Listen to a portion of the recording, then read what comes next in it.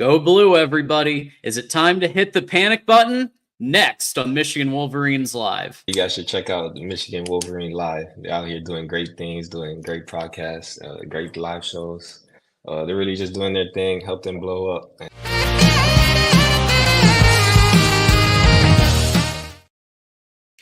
And welcome back to another episode of Michigan Wolverines Live. Today is Tuesday, September 10th, 2024. My name's John Diadamo. You can find me on Twix at John Diadamo, and I host this show as well as the Saturday Michigan Postgame Live.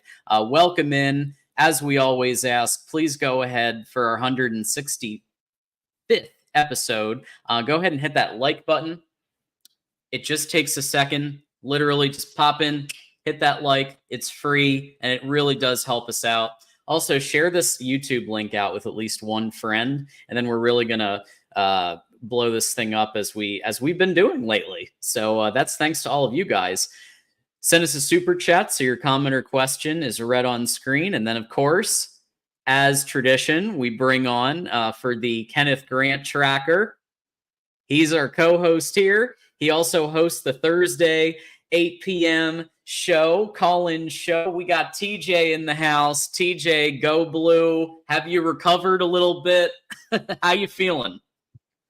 A few sleepless nights, some long warm showers, but we're all right. We got to keep it moving next day, next day mentality, 24-hour rule. We keep it moving, but yeah, I mean, interesting weekend we went through, but we got a good opponent this week. I'm sure the viewers remember. We got a guy who's going to cover the Arkansas State game. Looking forward to that. But yeah, I mean, definitely some stuff to talk about. I think we've had more time to reflect and look at everything and see other analyses on everything. So yeah, man, I mean, a lot to unpack, John. So stick tuned, everybody. Get your popcorn because we're going to bring that heat.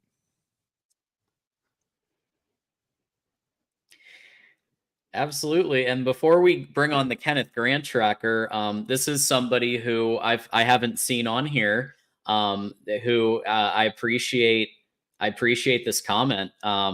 Been tuning in, and he says it's seriously dope, and appreciate the real talk and insights. That means a lot. If you just, some people just kind of chill and they watch, and by the way, that's totally cool too. What you do, you, and if you're enjoying it, that's all I care about. Is that you're enjoying the content.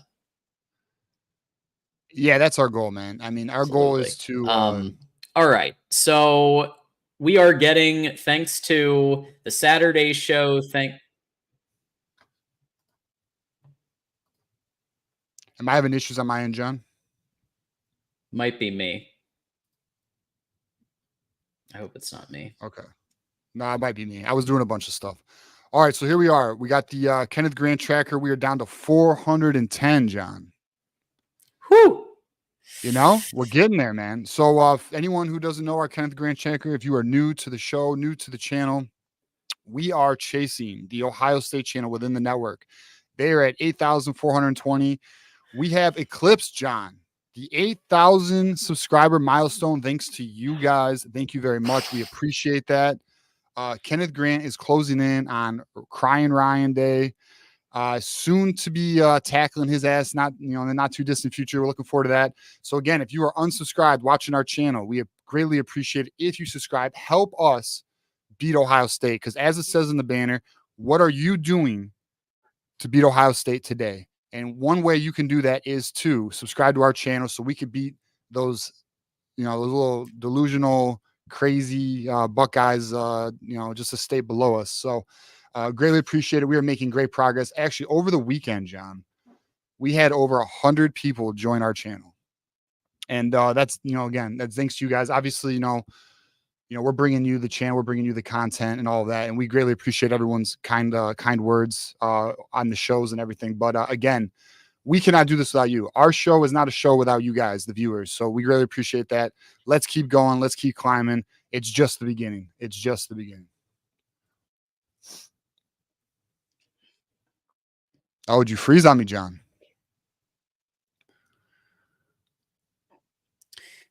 It is. And with that said, we've had, oh no. So Hey guys, let us know in the comments if you Let's are. see. Chat, let me know. Let me know what's happening. Who's freezing? Because it might be my crap. My Verizon has been having weird issue. Okay. Oh boy. All right, John. We'll get us going with the next topic, and I'll take us off. You let us. Yeah. Okay, so obviously we all experienced, the game on Saturday. Texas with a 31-12 victory over Michigan. Is it time to panic? Is there hope? Where are we at with it? So I'm sure many of you have seen Sharon Moore's press conferences lately, and have reviewed the game. Maybe even watched the game again. So here's kind of my position on it with a few days of reflecting on everything, watching the game again. There's obviously areas to correct, and there is talent on the team. But the biggest red flag for me right now, as a Michigan fan, is almost a lackadaisical response from Sharon Moore. And what I mean by that is, he almost pulled a Ryan Day, John. If you could bring up his quote, we can look at that quote. Unless is that a topic later in the show, John? No, go for it. All right, so Sharon Moore goes, but for us, we know that there's the turnovers, the third down margin. You take those two things and give us a much better chance to be successful. I know there's another coach who said something very similar, and we all mocked him for it. And I'm not trying to mock Sharon Moore. And I want to also say, Sharon, I'm not all out on Sharon Moore. Okay, I listen. It is week 2. We do not want to overreact by any means. We want to. Me personally, I am in observation mode. I'm taking this week to week. We will see what Michigan brings this week against Arkansas State. This should be a great tune-up, a great opportunity to prep for USC, get things in sync. But it's comments like that, John, that raise red flags for me. Now, I do know potentially, you'll say, well, in public, he wants to, say something different publicly, but, in the locker room, it might be a completely different speech or approach to his players. Maybe. How about some damn accountability here, man? Because the reality is, what we saw on Saturday against Texas, that's not Michigan football. Okay. It was a mess everywhere. The offensive line was a mess. The defense was out of sync. The wide receivers, we obviously, I think we all agree. I don't think there's anyone here thinking our wide receivers are a strength right now. And then the quarterback play has been underwhelming. Right. And then let's talk about the running backs. We don't even know who RB1 is. It's week 2 after an entire spring ball, summer conditioning, fall camp. Week 2, we don't know who RB1 is. We don't have an identity. These are red flags, okay? And again, I am not all out on Sharon Moore. I do believe we need to give him time, and we need to observe and see how he handles and corrects this and responds, because the sign of a great leader is what you do in adversity.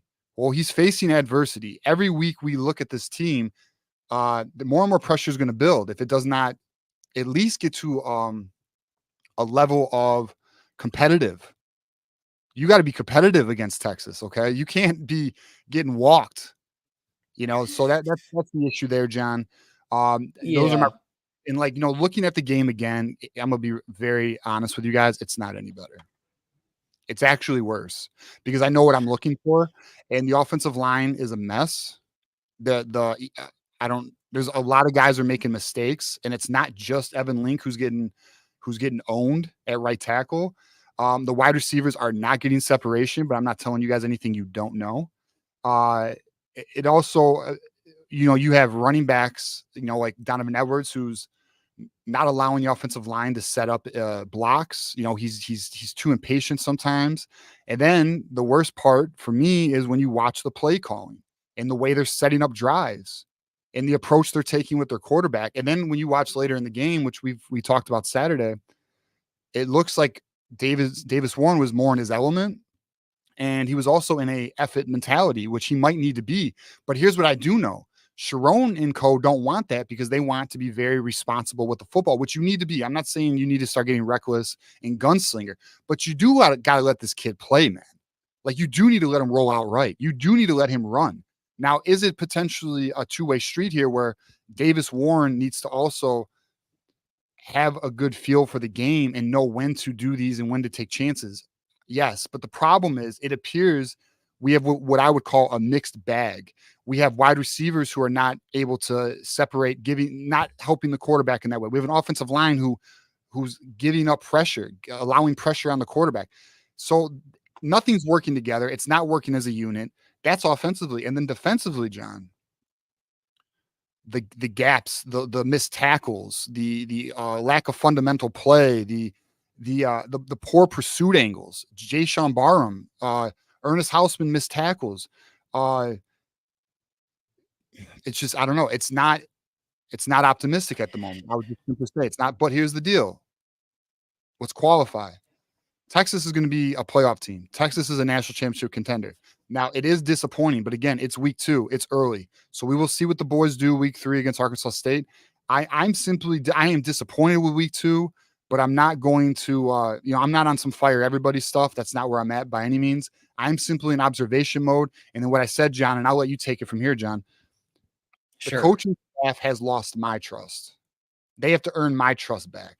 And the reason why they lost my trust is because everything we heard coming out of camp and the decisions they made or did not make regarding the portal tells me they don't quite have this down. It's potentially possible they're in over their head. And that's very concerning. And one thing I'll say, John, let me add one more thing that I've actually thought about a lot. We hired Sharon Moore for a smoother transition so we don't have to go through a rebuild. That is the purpose of hiring, maintaining, and keeping Sharon Moore. So the culture stays the same, so we can capitalize on a national championship defense, right? That was the point, right? Because we didn't want to lose this year of this talent coming back for Michigan, right? On the defensive side of the ball. We know we had a national championship caliber defense, right? But what I'm seeing is a potential rebuild in the future. Like, because after this year, a lot of those guys are gone. They're going to the NFL. So the rebuild is potentially legit. And we did not get actually a transition and maintain a high competitive level of play. And I'm going to be honest with you. And I'm not going to be honest with you. That's just what it is. That's what they told. That's what they said. The whole purpose of making Sharon Moore the next head coach was to avoid that, to avoid a rebuild, to not wreck what was already built. Well, or to not have to reconstruct what was already built. Well, it's looking like we may be potentially, we'll see when we play USC. That'll be my next test, not Arkansas State. Respect Arkansas State. Hopefully Arkansas State is just a warm-up. But man, we could be looking at a potential rebuild here, especially when we're looking in the future at the players who will be gone after this season: Colson Loveland, Kenneth Grant, Will Johnson, Mason Graham, Makari Page, possibly Rod Moore. Interesting, John. It's an interesting dynamic we're all in, but we do need to take this week to week. That's my last thing. We need to take this week to week. We'll obviously have more on it, but what do you think, John? Well, everybody bear with me. If I freeze, I freeze. It is what it is. I got you, John. I got you back. I'm working on the internet at my new place. But the bottom line is, Nick asked this super chat, $1.99. Is Sharon Juwan Howard 2.0 really worried? Nick, you might have a point. And the difference is Juwan Howard had one good year. So Juwan Howard at least had a good year. I don't know, man. You're hearing in the media, some people saying it's the offense's problem. Some people saying it's the defense's problem. But this in my mind is a wholesale red alert situation where everybody except the kicker is not really performing the way that we want. Yeah. Well, all right. So to answer Nick's point directly, and just so you know, John, you are freezing, but we can hear you. And I did want to post this quote too. Mm-hmm. Yeah. Okay. Let's hit on that as well. All right. So cool. To Nick's point, let's just say the jury's out, Nick, and we need to watch and observe it, because my early indications of where we are with this coaching staff is potentially they are in over their head. They cannot identify what they have. They are not aware. They do not have true awareness of the program or a reality of where it's at. Like, because they really sold us that the offensive line was going to maintain its elite play, that the quarterback play was going to be far better than this, and that Orji, and this is let's hit on this quote here, that Orji was quarterback one until the final week where Davis Warren was in the 80s for completion percentage. And then now all of a sudden Orji can't even get a drive or a series. So if he was leading all camp, but now all of a sudden he cannot, like, what are you selling us, man? Like, I don't know. I just can't trust him, dude. Like, my trust is out the window, bro. And then Orji has to earn it in practice. I'm not mad at that. I don't think a player should be on the field unless they earn it. But from what I was hearing, what I've heard from, my guy, and then also other people that were feeding everybody, is that Orji was QB1. Orji was QB1 until the final week of camp. So did he not earn it then? I mean, like, is he falling off a cliff the last 2 weeks? Like, what's going on here? And then not only that, what concerns me also is the lack of play development for their players, right? So I've heard that they're not changing the playbook for Orji. They're not, the playbook is the same for Davis Warren and Orji. They did not construct a playbook for Orji's strengths, and that's concerning as hell. How are you not building your playbook to your players' strengths? Like, that's insane to me. So interesting, something we'll need to observe and see where it goes. But I'll tell you what, man, it's just an interesting dynamic. I think all Michigan fans feel very similar when we don't have an identity. We don't really know what this team is at the moment. We know there's talent. We know we're not, we're better than what we're showing. That's what we know. So it's going to be interesting to see what this coaching staff does. And here's the thing too, Warren's going to be QB1. Like, if Orji plays, it's going to be very similar to what he's already seen. And then Michigan Go Blue 1234. Thank you for the $4.99 super chat. Wink needs to call Jesse Mentor on the phone tomorrow morning to get some defensive tips. No, but seriously, there's a lack of blitz disguises. There's a lack, and to your point on Jesse Mentor, there's a lack of coverage disguises. We're doing a lot of man. We're not doing the same zone disguises we were doing previously. So, but also let them learn. Let's see how they react. Let's see how they respond. Right. I mean, they got punched in the mouth. It's going to be interesting to see Michigan's. I need to see what they do against Arkansas State. I can't imagine it's going to be a vanilla playbook because they showed so much against Texas that there's, you might as well get your shit together with Arkansas State, because USC's coming. That's a very good team with arguably the best quarterback in the Big Ten and Miller Moss. So, it's just going to be interesting. It's going to be interesting to see where we go with it, man. It is. We got Moose in the house. With the $5, this game is the perfect opportunity for Moore to put in everyone, see what's clicking and what isn't. We need a spark because the offense is trash. You're not wrong. I think everybody except the left tackle, left guard. That's it. And I liked a little what I saw from a little bit of Ben Hall. But they're really Colston Loveland even had a drop. I mean, he was fine, but even he had that fumble. I mean, everybody was kind of off. Why are we not putting our players in a position to succeed? Why are we not putting Donovan Edwards in the slot? Why are we not putting him in motion and getting him more opportunity in the passing game? Why is Khalil Mullins not RB1? Why can all of us see these players are stronger in different areas and the coaching staff is not? Why is Alex Orji not have a playbook tailored to him? Like, I just don't understand. This coaching staff is blowing my mind right now, dude. Like, it's early in the year. It's week 2. So, like, I have to just obviously there's a lot I don't know. There's things behind the scenes. But from what we're seeing and what we've been told, it's not matching up, man. So it's very interesting. It's an interesting dynamic for us. Like, don't get me wrong. Like, guys, like, so let me just qualify. Where do I think Michigan is right now? I think right now I have Michigan at 8-4. 8-4. I think they can get through their schedule. I think we have some tough games against USC. I think we have some tough games. Yep. Obviously, I'll tell you what, though, Oregon's been something, huh? I mean, they've not been impressive. Washington's looked better. So we'll see there. But, to Nick's thing here, speaking of Washington, thank you, Nick, for your $1.99 super chat. You think Jed Fish would leave Washington for U of M head coach? Yeah, I do. Michigan they could pull a coach like that. I mean, just because a coach is there for a year doesn't mean anything. Now, here's the thing, though. Sure. Do I think Sharon? Let's hit on. Do I think Sharon Moore is on a 1-year trial here? It might be. We'll see, though. I think it's possible if he has an 8-4 year, though, he will get another year. If he has a 7-5 year with some improvement, I think he will get another year. But if it's any worse than that, I don't think he gets another year. I do not. And I don't. And another thing I want to bring light to, Ward Manuel's contract is up next year, 2025. Sharon Moore, his contract, we all know that situation. It seems to be a fluid contract. So we'll see. Does Ward and does Sharon tenure end the same year? I don't know. It's early to call. It's too early to call, but it's something to watch. So we'll definitely keep our eyes to that. We'll pay attention to it.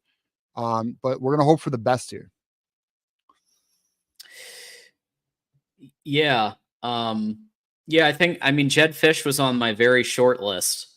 If for whatever reason, Sharon Moore, they decided not to go with the Sharon Moore route and they decided to go full scale national search. It was Fish and DeBoer. That was it. Yeah, me too. Well, so mine was Kalen DeBoer, but again, why? Let's bring it to that. Why didn't we do a search? Well, here's the thing, though. Let's bring some reality to that. The Jim Harbaugh saga lasted so long that all the hires were gone.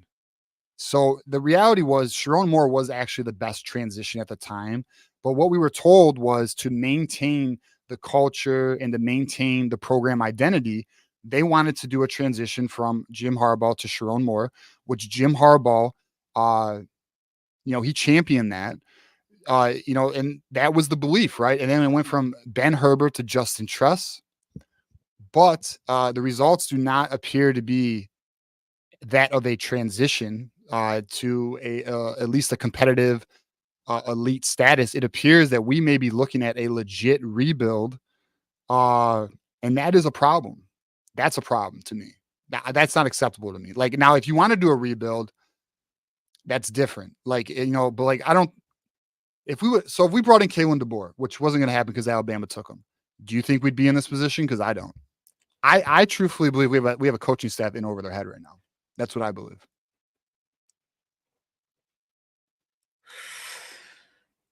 Yeah, that's what it seems like based on the press conferences, based on the product on the field. That's what it seems like. But we do want to do a couple of quick reminders here that we've got our membership program. So check that out. I put the link in. It's only $2.99 to become a member here at the Voice of College Football Michigan channel. And then you get your name listed. And with all of these, you get to join the party. And you could see there's a bunch of folks in here who have green names. They've got badges. They got all that good stuff. And they're supporting. And you can too get the emojis and everything else that comes with membership. But with all that said, we have our guest here, and I want to keep him waiting anymore. We got Jeff Reed, ASU Jeff Reed from A-State Nation. Jeff, welcome in. Thank you, guys. It's an honor to be with you all. Yeah, we appreciate Likewise. You joining us. It's, looking forward to. John's having a bbit of internet trouble, so if he freezes or has some issues, we'll keep it moving. But thank you for joining us, Jeff. We are very interested in learning about Arkansas State, what they bring to the table, what their season's going so far, players to look out for. What should Michigan be aware of about Arkansas State heading into this matchup this Saturday? Well, it's a team that before the season, I would have said that it's way more offensively. The talent level on offense was better and ready to prepare better prepared and ready to compete with the Michigan, but I don't know that right now. The offensive line is really kind of beat up pretty good. The defense has played well at times, a scrappy bunch. Not a whole lot of superstars there, just a bunch of good football players that have been around a while. So I think it's going to be a game where, for Arkansas State to have a chance, they obviously will have to get some help from Michigan. Michigan not play well, maybe have some turnovers, maybe give up a cheap touchdown in the kicking game or defensively. But as far as there are some good players there. Jalen Rayner is quarterback, Sun Belt Conference freshman of the year last year, all conference guy. This was he did not play well in the opener against Central Arkansas, missed a lot of passes. It was a game that Arkansas State won and scored with about 3 seconds left to win. And that was a controversial touchdown that eventually the league came out and said the replay should have said it was incomplete. But, after the fact, it doesn't change anything. So, and A-State will definitely take the victory. But he did not play well. He missed a lot of passes and just made some bad reads. Last week, he was a different guy, and he was kind of the player that Arkansas State fans were thinking they'd be seeing more of. He ran for about 70 or 80 yards, and he threw the ball well. There was an interception, but that probably wouldn't have happened if the defensive back hadn't pulled the jersey of his receiver when the pass interference wasn't called. So the ball sailed over his head and was picked. But he played well. He's a good player. A couple of receivers. Corey Rucker is a guy that's played here 2 years. Then portaled to South Carolina and was hurt and was pretty much homesick. So he's come back and had a decent year last year, but he's really started off this year strong. Courtney Jackson is a guy that portaled here, started out at Syracuse. Just a really good, solid football player. Had a 77-yard punt return last week. The best offensive lineman, there's two of them, Jacob Bear, who played for the first time since tearing his ACL. And he's, I think PFL had him the second highest graded, or maybe even the highest graded center among group of 5 schools last year. And then McKeelan Thomas is an all-conference offensive tackle. But he is dated. Butch Jones said today he was day-to-day. I'd be surprised if he plays against Michigan at all. Okay. So then who would be filling in for him? Kind of committee. Okay.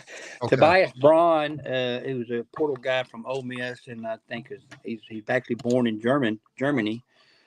He may get some. They've actually been playing a freshman named Riley McGehee out of Alabama, who has played well, but this time last year he was playing Class 5A football in Alabama, and this year he's playing a bunch of child from Michigan. So that's a pretty big difference there. So we'll see what happens. Look out.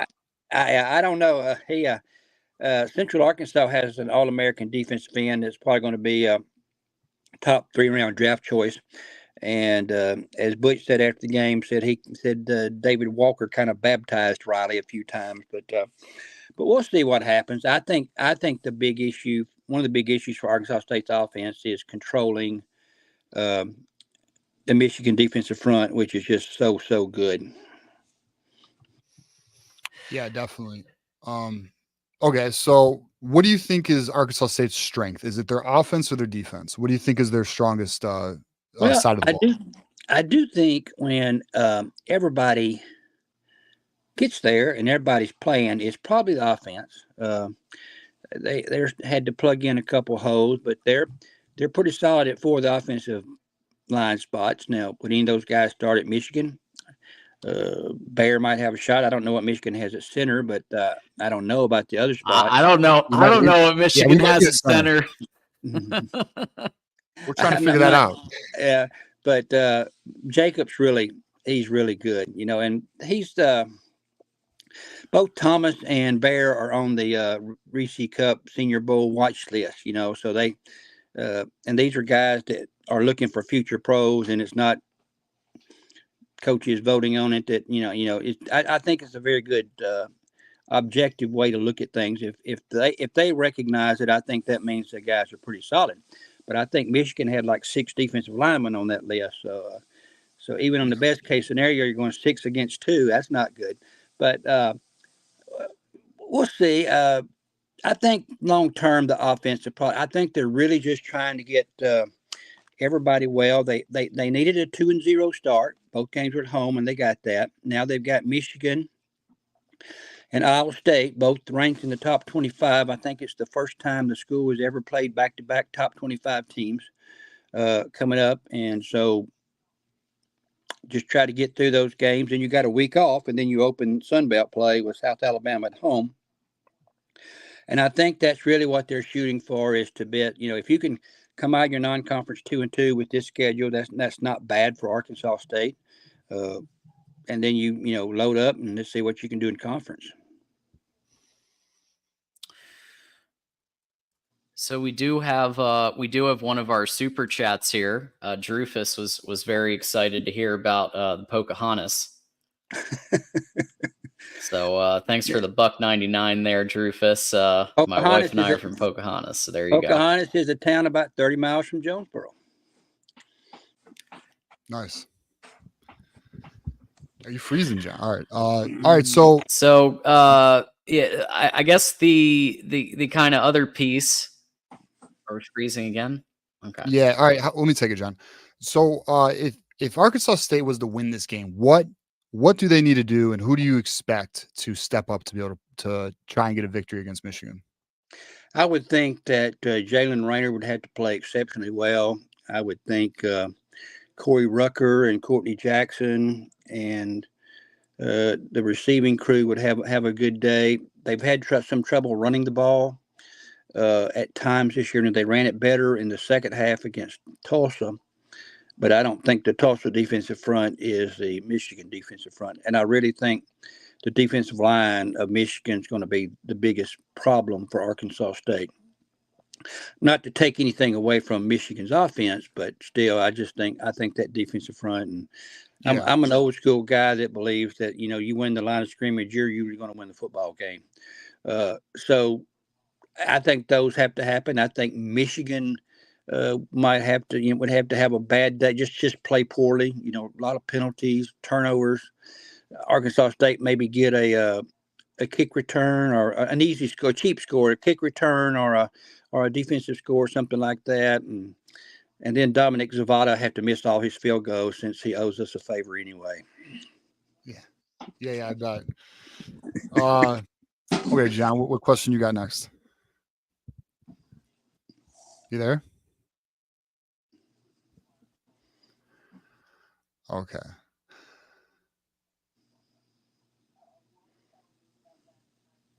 Okay, so he's still having trouble, so we'll keep it going here. There we go. Are you good, John? Yeah, we're struggling a little bit. I'm here. Hopefully everybody can hear me. So I guess my question is, on the other side of the ball, you talked a little bit about the offense, but what about the defensive side, and kind of where do you see that holding up given the offensive struggles that Michigan has had? Do you think it could be a bit more of an even matchup than people expected? Well, maybe. We'll see. Brian Whitehead's a defensive end. He's from the Memphis area, so it's close to Jonesboro. Transferred in here from Liberty. He really played well the second half and was able to put pressure on the Tulsa quarterback, and that's one thing that turned that game around. A couple of Michigan guys at linebacker. And I got Charles Willikis, I think, whose family has Michigan State ties. I don't know Charles's hometown. But then Marvin Helm, who is a portal guy from Colorado. I think he's from Belleville, Michigan. They're probably the two defensive leaders so far. There's a defensive tackle that is preseason all-conference, Nate Marty, transferred here from an Ivy League school. It's kind of a defense by committee up front. They're kind of playing a lot of guys, and Marty's been pretty consistent. Tim Hardeman's pretty good up front, but he's very undersized, and Michigan, that would probably be a problem against Michigan. And then the linebackers have been good. And one guy that's been playing well for a long time is Justin Parks, who is he's been playing safety, and he's moved to kind of an outside linebacker rover type guy that's they call a star. So he's a very solid player. He actually made one of the big plays in the game last week where Tulsa guy was kind of weaving down, was about to score a touchdown, and he ran him down from behind and knocked the ball loose right before he crossed the goal line, and it rolled out the back for a touchback. So that saved a touchdown there, and turned out to be a pretty crucial play at the time. You don't think about it, but yeah, it was big. So those are some of the defensive guys. So, but I really think, sometimes your group of fives can do okay first team against first team when you play games like this. Now, I know Michigan's a different level. We're talking about a defending national champion. And, you're not talking about like a lower division team from your conference. But the problem usually comes, and it usually starts in the second half, is you start seeing depth come into play. Because the frontliners might be okay, but when you start getting into the twos and the threes, that's when there's a huge gap.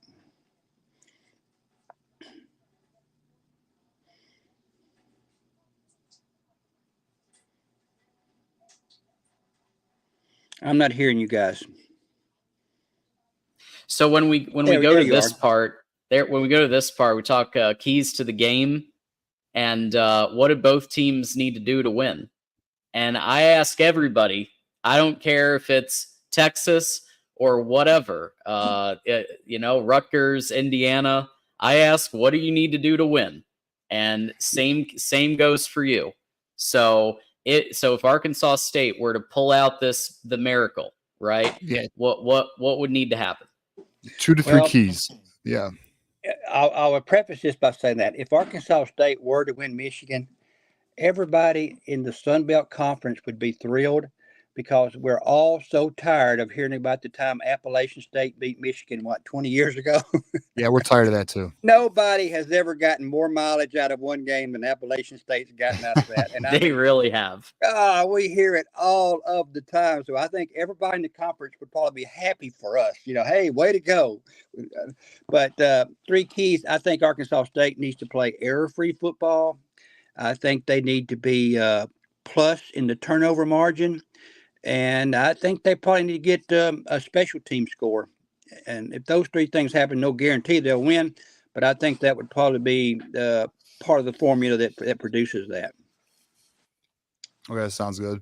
I'll give my 3 keys to the game. So the first one would be dominating trench play. If Michigan can dominate the trench play, they can control the game.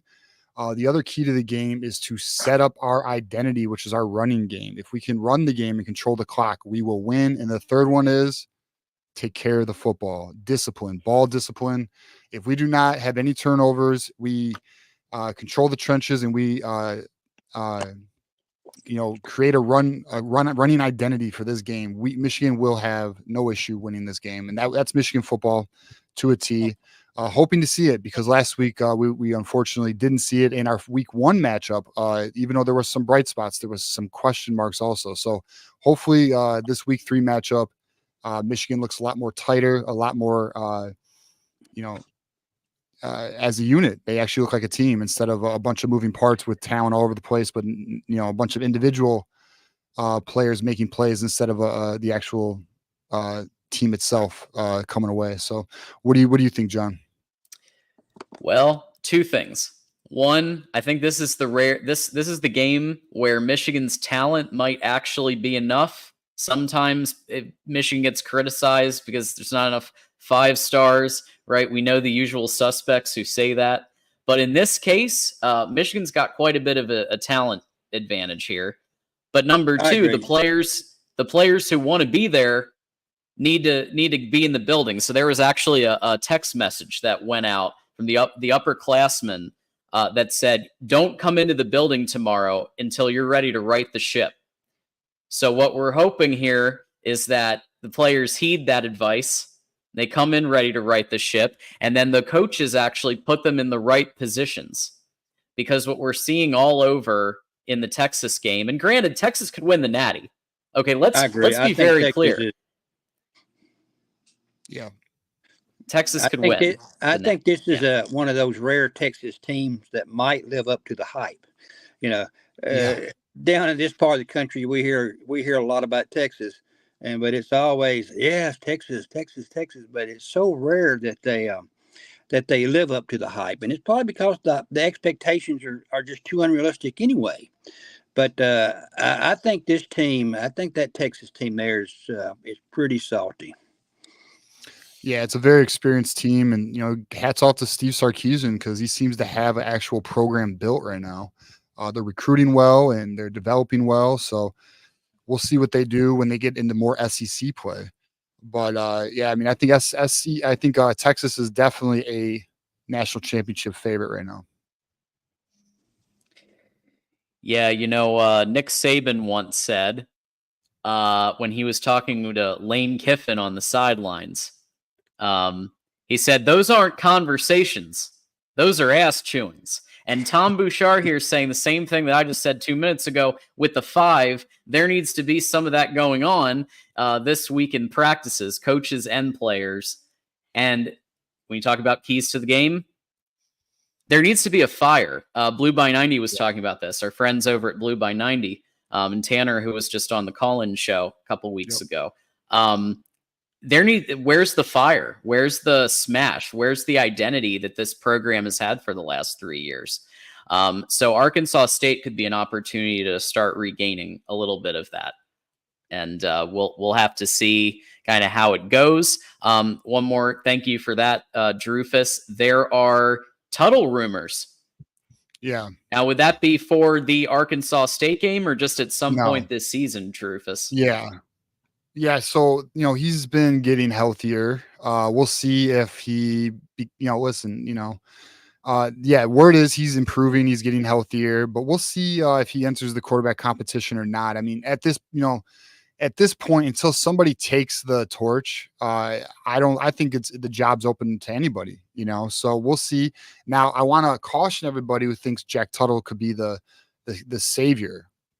I'm not a firm believer in that, but I am definitely a firm believer that we need to figure out who's going to be quarterback 1. Michigan does seem to be invested with Davis Warren right now, which is interesting. So we'll see, what comes of it. We'll definitely keep our ear to the ground on that. Yeah. Run the damn ball, I guess is what Drufus meant there. And yeah, I mean, there needs to be an identity in the run game. That's where Michigan has been so strong the last 3 years. And that means not just the left tackle, not just the left guard, but the entire O-line needs to gel. And then on top of that, right, whoever is going to be between the tackles needs to get that done. Just in the A gap, just running through the A gap and getting that. And that just wasn't happening last week, really, except in a couple of occasions. So once you run the ball, then you can set up easier play actions and easier passes for Davis Warren. And we heard coming out of camp that they were doing that play action was going to be a strong component to the game plan this year, and we're not seeing it. Now, the reason we might not be seeing it is because the running game hasn't been established. But even so, it's the entire scheme we're running right now, or play calls we're running, are just perplexing. And the timing of certain plays is perplexing. But all right, did you want to go with predictions, John? One more thing. There have been some. So even the Michigan Insider was talking about this with Devin Gardner, and they were talking about it's time to give Orji some series. Let Orji cook. The indications right now are I don't really see that. No. Like TJ was saying, it sounds like they're going to bring Orji in for a second and third down situation. And that's about it. Like one off here and there. It's unfortunate because I would like to see them run series, give Davis a series, give Orji a series. Well, I don't want to see that. I don't want to see a rotation series, but what I would like to see is let Davis Warren start. Yeah. But if the team is bogging down and they're not driving, they're not driving the field, then let Orji get a series. Like, this is your opportunity to let's see what Orji has. Let's see what he can do in a game like, in the game, because some players step up when the lights are on, so, Maze Madman, play every QB on the roster. He's obviously referring to Jaden Davis. We're not going to see Jaden Davis for some time. I don't think they're going to burn his red shirt. His parents want him to keep his red shirt. Now, we'll see. Does Sharon Moore have a talk with Jaden Davis's family and says, hey, we'd like to start your development curve a lot quicker? We'll see. But right now, it appears Davis Warren is going to get full opportunity, and Alex Orji is going to have to get on the field, I guess, prove it in practice, which I don't disagree with that. But again, if the offense is sputtering or is out of sync after a few drives, then they need to, in my opinion, let Orji run it, or not just run it, but like run the offense, and let's see what he can do with it. Let's find out. Because here's what I know, John. I watched the spring game, and he was throwing at a 70% clip, and he wasn't just throwing dump offs. He was throwing short to medium range. So like, I know he's capable, but I don't know, man. Something had to have happened where they've lost all trust in Alex Orji, and I don't know. I don't understand. Yeah, Maze Madman. I watched your show. Maze Madman does a great job. And he's the one who said, yeah, like bring in Davis, bring in Denegal, even like play everybody, because why the hell not? Now's the time, and see what you have. But if Jaden Davis plays, a couple of plays on Saturday, that doesn't burn his red shirt either. That's the other thing. Like you can play up to 4 games. So. They can at least take a look and give him a look in the fourth quarter and be like, okay, what do we have at every position? But I think it's Davis Warren, and I think they're just going to ride out Davis Warren this year. To be honest, I think that's where we're at. I don't know if they're going to ride him out the whole year, but they're definitely going to give him full opportunity right now to take the job. That's where they are. They seem to be committed to developing Davis Warren. So. If Alex Orji does get opportunity, let's see if he can make the most of it. Yep. To be continued. And here we go with predictions. So of course we always start with the guest. Jeff, you have a prediction for us of how you think this game might go? Let's say Michigan 42, Arkansas State 17. 17. Okay. 42-17 by Jeff Reed. I am going to, so my prediction is 38-10 Michigan for the victory. I do think it's possible they lay off in the second half, but I think they might use it as an experimental, opportunity for some of their players. Maybe we may see some of the depth get more opportunity. Maybe you see Alex Orji get more opportunity because we do have a large margin. But I do think Michigan comes away with a pretty solid, strong victory. And I will also say, I think they got some demons to exercise. And unfortunately, Jeff, they might take it out on you guys. That wouldn't be the first time. I'm going to go 34-13. 34-13. You guys are way more generous than I am.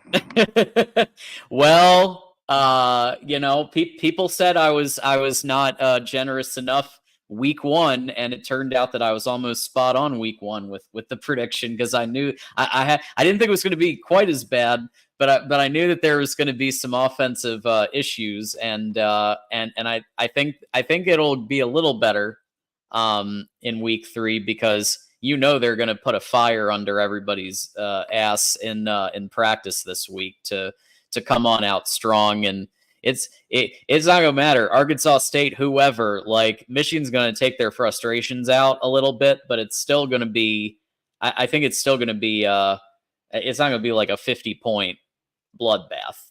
It's going to, because I think they're still figuring it out. Yeah, everyone give us your predictions in the comments. We'll show them on the screen. But part of me thinks they're just still trying to figure things out. I don't know if they're going to run away with it. I'm curious to see if it's one of those slow burns too, where in the beginning it might be a bit of a struggle. And I don't want to say struggle, but Michigan may not be all gas in the beginning. They might just try and figure out their identity in the beginning. And then I do think they'll get in a rhythm. I do think they'll get momentum. But it could be second quarter before we see it. So that's why I'm not so sure we hit 40. And to be honest, Jeff, I'm not so sure our offense is capable of 40 right now. We are in that position. Our wide receivers, we don't have a lot of faith in right now. But hey, it's their opportunity to show us wrong. We'll see what they can do with it. It's true. It's true. This one could be interesting. So get your popcorn ready. Jeff, listen, we really appreciate you coming on the show. I've enjoyed it. And spending the time and you know, I want to I always give everybody a final thought for everybody, and where can people find you on the internet? Well, I'm the publisher of the 247 site A State Nation. We're there, and if you're familiar with 247, and then my Twitter, I have the @A State Nation, which is kind of the main work one, and then I have an individual one that I do a few things on and help use it to promote the other one when I remember. But that's @ASU Jeff Reed. All right, sounds good. Yeah, we appreciate it. Our community really enjoyed having you on, Jeff, and hopefully we have a damn good football game Saturday. I mean, I don't think we can ask for anything else other than some fantastic ball on a fall Saturday. So thank you again for coming on, Jeff. We look forward to the matchup. I appreciate it. All right, thank you. I think he was freezing there at the end. But there we have it. Yeah, I think Michigan should come away with a pretty strong victory here. I think this is an opportunity for Michigan to set the tone, to create a new beginning, if you will, because now Michigan has an opportunity to right the ship. Just like, you know, that text message said, it's on the boys to get this figured. Like, it's not, here's the thing too. It's not just the coaches. It's not. The players have to step up. That's just what it comes down to, because there are players not wrapping up. The coaches can't make you wrap up, man. You got to wrap up. Like this shoulder tackling, that's not on the coaches. Like, I know, we all know the coaches are not tackling or are not teaching that. The players have to do that. The players have to hold their assignments and maintain their blocks, right? The players have to see what's going on. Now, it is up to the coaches to put the players in the best position to succeed. But even so, the players have to play better. They're not. Like the thing about Michigan that's so interesting right now, John, is it's not one thing. It's a little bit of everything right now. So that's why it's so like it's an interesting dynamic we have right here. So we got our friend, our very good friend of the program, Keith Rebar, the leader and chairman of the Jack Tuttle fan club. I haven't even read this yet, but I already know where it's probably going to go. TJ, Tuttle's U of M career last year, he went 13 for 17, 1 touchdown, 0 interception, 10.1 yards per attempt. How would you like to be judged by your 18th year? What do you mean 18th year? What does he mean by that, John? Is he making a joke that he's been in college 18 years? That's my guess. Fair enough. Well, here's the thing. If listen, wouldn't that be hilarious if like Michigan still sputters, right? And then Jack Tuttle becomes the quarterback in like 3 weeks, and then like he leads us to like an undefeated, like we win the rest of our games, and then Keith Rebar was right all along, proving us all wrong. That'd be hilarious. Hey, I'd be down. I'd be down to eat some crow, you know what, if Keith, that happens. We're all just hoping whoever can do it. If it's Jack Tuttle, I'm all for it. Give me some Jack Tuttle. Absolutely. But, yeah. But thank you, Keith, for your $5. Yeah. Yeah, I mean, again, it's up to let's give Davis Warren. I mean, listen, we obviously don't have a damn choice. The coaches are gonna do what they want, but let's let Davis Warren get his opportunity. Let's see what he can do with the offense. Can he control it? Can he command the offense? Is he able to drive them down the field? If he is, then obviously we stay course. But if he happens to have challenges, if he's having issues, if he's not hitting his throws, deep throws, if he's not commanding the offense properly, then let these other guys get an opportunity. Let Alex Orji get a drive. Not one play where it's an obvious run. Like, oh, what's he going to do? run it right into a loaded box is what he's going to do because the coaches are not setting him up to succeed. Like, what is that? Give the kid an opportunity. And if he fails, he fails, but at least give him a shot. Because right now, it's not it. That's what it is. It's not it. Now, I think we all agree Saturday we should come away with a nice dub, but it gets tough real quick right after that game. Yep. And I'm gonna say this too. I'm gonna say this too. I'm not predicting a loss here, but Michigan State's starting to look like a football team. Okay, Michigan State's starting to look like they got a coach. See, that's the thing is they have a coach. They have a CEO. Now, we'll see what he can do with them. But they just got a nice victory against Maryland on the road. You know what I mean? They have a highly recruited quarterback. And Nick Marsh looks like the real deal over there, the wide receiver. So I'm not predicting a loss by any means. We're better than Michigan State is, and we should win. But I will say they're looking like a football team. And if you don't come to play against a football team, you'll have a tough day. That's what'll happen. So we'll see. I mean, listen, the Big Ten, there's a reason why it's considered the best conference, if not the best, the second best conference in football. Like you better get together real quick because Big Ten play picks up in 1 week. It does, and USC has a defense now. I know that's a problem. That's a problem for everybody, even us. I mean, that's a problem for everybody. Yeah, Tim and Matt are definitely gloating a little bit, and rightfully so, because D'Anton Lynn did it in literally one off season. Yeah, I mean, we'll see what happens. Like, I don't want to listen. Here's my position. I'm in observation mode. It's week to week right now. They have an opportunity. The opportunity is to fix things, to change things, to identify weaknesses, fix those. Get the game plan together, get the boys going, in the right direction. This is their opportunity. We'll see what they do with it. We are now in a position of, you could say, adversity because the season, we are now 1-1. If we want to be a playoff team, they have to fix it. If we want to be in a good bowl game, they have to fix it. So hopefully we don't see a season where it looks like this. It can't look like this. If it looks like this throughout the season, then there will be many questions come the end of the year. We'll just say that. Absolutely. Some callers are going to be able to ask you questions in a couple days. You got your Thursday call-in show, 8 p.m. Eastern. Tell everybody about what's coming up here. Yeah, so Thursday call-in show, I believe. Let me double check right here who I have. I think Johnny Olden's joining me. Let me just double check and verify. It is. Johnny Olden is back, baby. So Johnny will be back with me. We will be talking ball. Maze Madman, if you're watching, we got to get you back on too, man. But definitely looking forward to that. I'm sure it'll be a good time talking to the boys. It always is. I'm sure Juju will call first. He usually does. Yeah, man. So looking forward to that. Appreciate everyone who contributes to that, calls in, talks ball.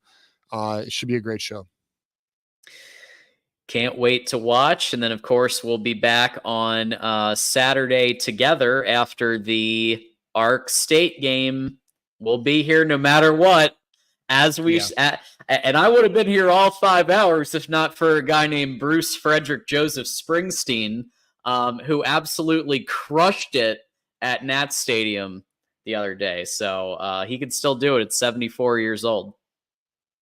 Yeah, I mean, I'm not the biggest Bruce guy, but I will take your word for it on that. John left me in the trenches, but we did well. It was a great show, man. Great show. You guys really showed out. You guys supported. You guys were there for us. So we had to be there for you guys, right? So appreciate everybody subscribing to the show, contributing to the show. It meant a lot to us, and it definitely made my day better. So, shout out to you guys. We have the best community in the network, and we may just have the best community in all of Michigan football. So again, hats off to you guys. You guys make the show even better. I couldn't ask for much more. This has gone much better than we anticipated, John, a couple months ago. So we are over 100 members, guys, and it's because of you guys. So thank you very much. Thank you, everybody. We really do appreciate it. My name's John Diadamo. I was your host. Really struggle busting it tonight, but Verizon's going to get a call from me in a little bit here, and we'll get it all worked out. We'll get it all worked out by Saturday. If I need to get like a 800-foot long cord to plug in or whatever I need to do. We'll get it right by Saturday. Laying lines the way, bro. But in any ether cable. But in any event, coming up next, we have 2 shows. You have the option. That's right, folks. Voice of College Football is a network, and so you have options. You can either watch Trojan Conquest Live coming up in an hour with Mark, Tim, and Matt. You can also check out Oregon Ducks Live with Exploring with Ben and Spaz a little bit after that. And we're going to leave you with a message from Mark Rogers, Voice of College Football. And until next time, go blue, and we'll see you soon. College football is even more exciting with some action on the line. And the games are even better when you're cashing in. And the Voice of College Football is the place to be to get the greatest value. Let's start with my picks. 75% against the money line, 58% against the spread. I've got a 40-year track record. In fact, in 2023, at $100 played per game, you would have netted over $9,300. And guess what? I'm just the warm-up act. Steve Merrill, our ace in the hole, show stopper from Wager Talk. 6 years with the Voice of College Football, over 30 years in the industry. Steve gives us analysis on all the big games, but you can't miss Steve's weekly under-the-radar pick, which went 21-5 against the spread the last 2 seasons. I repeat, 21-5 against the spread. You also get picks from some of our top analysts here at the Voice of College Football, including Steve Dace and Matt Zemek. Become a YouTube channel member or Patreon member for just $99 per month. Go to the main channel on YouTube, click join, and select the betting tier. Do the same thing on Patreon. Make 2024 a winner now.